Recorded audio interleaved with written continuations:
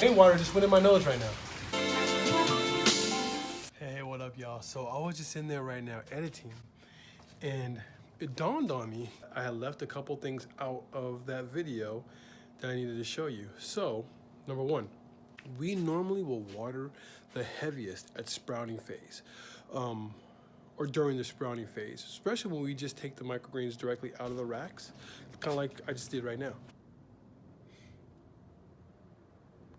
And the reason why I water heaviest thin is because, as you can see, the canopy is not that high.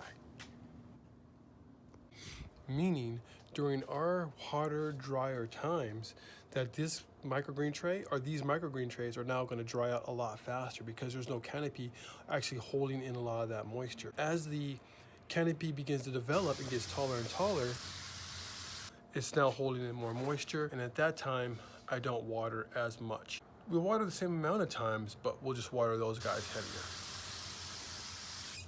What up, y'all? Justin Gay, Seeds of Xanadu.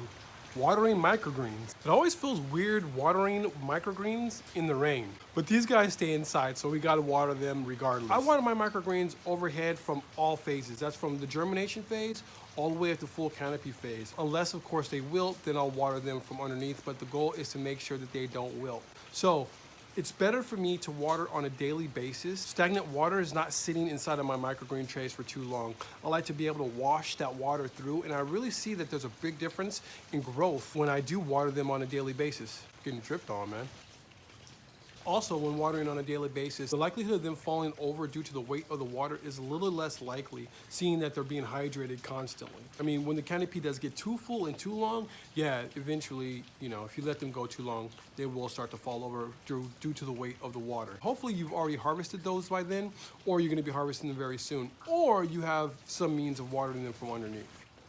I find these are the best types of water nozzles that you want. To simulate more of a rainfall, you have to keep in mind this thing lets a lot of water out at a time. So you don't want to be hovering over a microgreen tray for too long, otherwise you will flood it out. I mean, in some cases, overwatering is okay. You may not run into a mold issue. I find certain varieties of microgreens succumb to mold way faster than other kind of microgreens, like cabbage. That thing always falls victim to mold if you overwater it. Pea could get a lot of water, although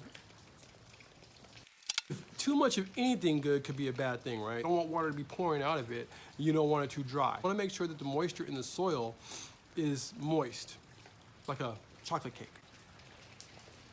A good one, something like your mom would do. My mom never made me chocolate cakes. My number one homie, his mom made a bomb chocolate cake.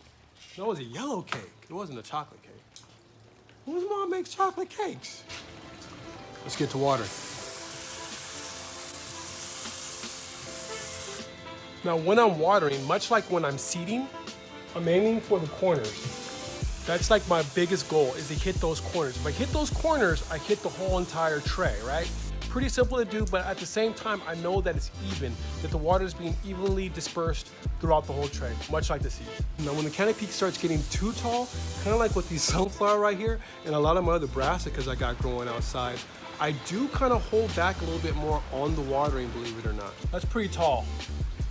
I don't need these guys getting any longer. Reason being is because I don't want them really to grow that much more. I find that when I water them on a daily basis, they seem to grow faster. Right now, I need them to slow down. I don't need them to grow up any higher. Another little trick that I do as well is just put them out in the cold when it is cold, or put them in my cooler to kind of slow down that growth process. And that also goes on the verse. That's why you don't want your microgreens to wilt, right? If your microgreens are just now in like a mid canopy phase, but they still got a lot more growth to go, and you allow them to wilt, even though you catch them, you get more water on them, they have stopped growing for however long they're wilting. When a plant is wilting, it's not growing. The reason why I water them right now is because I plan on harvesting them tomorrow, and I don't want to run the risk of them wilting, so I water them today, so hopefully by tomorrow they'll be dry enough for my harvest. Anyway, hope you guys found this video useful, man. Peace.